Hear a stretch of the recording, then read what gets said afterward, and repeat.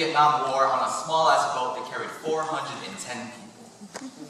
They left behind their culture, their homes. The beautiful rainforests and rice fields became a memory so repressed, even the US government's trying to forget about it. Yet even then, my grandma still holds on to what's left of our culture and tradition despite laying on her hospital bed at age 79.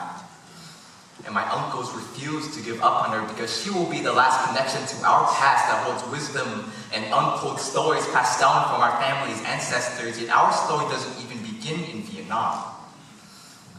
It begins in Hong Kong, where police were so corrupt against anti-communist Vietnamese citizens, it was like a parallel universe to a pre-civil rights movement, where homes were being raided and ransacked with no warning. They moved to Vietnam and experienced the same type of oppressions with their anti-Chinese government. You would think that after 2 countries of bullshit, their move to the States will be free from all the racism. American dream, please give us freedom, I might say. My family is a 2-time immigrant with a mixture of 3 cultures squeezed together into a chaotic atmosphere. Our history is filled to the brim with struggle, yet I am the first generation in my family who did not bear witness to the atrocities a government can do to an innocent life, at least not to that caliber. Instead, through the stories I've gathered from my family, I carry their strength and move forward to find respect in the hearts of others.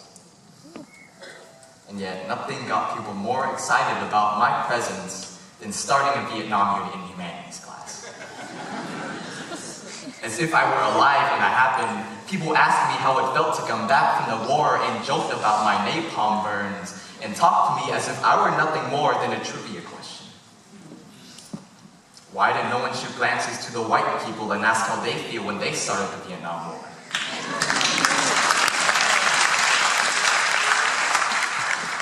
Or how they spent billions of dollars to destroy Vietnam through airstrikes, burns, and chemical warfare, and still managed to lose the war against 80-year-old grandmas and farmers. Okay.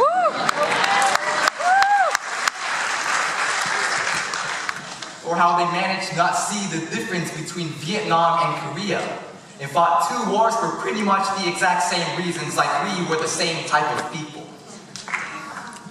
We are the few people who are so marginalized. Our color represents nothing more than a guessing game.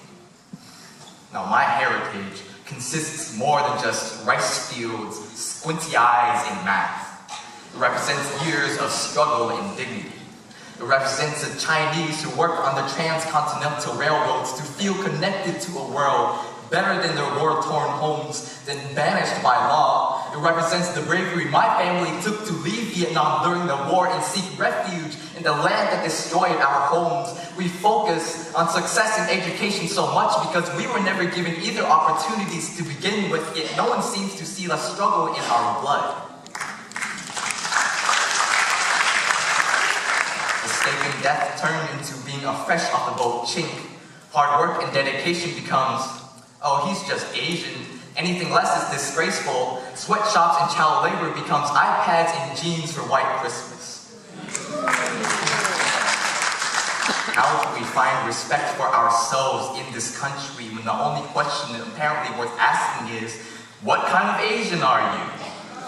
Every time we are mistaken for another nationality we might share similar qualities with, or when we are clumped together as if Asia is a singular culture, it's stripping away our individuality and identity to the point where our history becomes nothing more than a joke, nothing more than glance looks when talking about Vietnam in humanities class. Yes, I am Vietnamese. No, I will not eat your fucking dog, don't worry.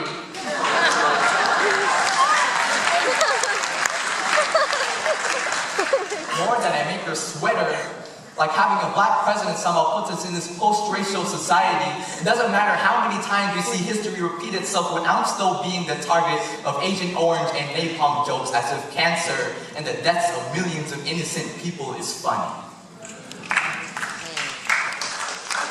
And yet, Vietnam is still rated as one of the highest pro-American countries in the world. Because we are willing to cast our shadows away and seek unity within these tattered bridges, we do not make a mockery of each other's pain. Because the United States represents everything we do not. They are an ideology run on opportunity and freedom, while Vietnam is still a corrupt and unstable land. The idea of the American dream is enough reason to seek compassion rather than hatred. So what kind of Asian am I? I am part of the next generation evolving our culture with a mixture of fish sauce and aspiration running in my veins. I am split between two nations battling each other out into a hybrid cultural fusion. I am American by heart, yet I still feel the racism my family had to endure coming to the States and the broken English attracting hatred like crows to a dead animal. And I still feel sadness when I'm asked if I'm either Chinese, Japanese, Filipino, or Korean and hear excuses that we all look the same anyway. And I still feel the shame in my parents' eyes when their tradition warps their minds into a linear journey and disgraces us when we do not follow their same path. And I still feel dignity, and I still feel pride, and I still feel frustration when our history of pain repeats itself upon our brothers and sisters in Afghanistan, Iraq, New York, and Ferguson. And I still feel like I need to hold on to my family's traditional values and not have our history and culture lost in translation. And I am still American by heart.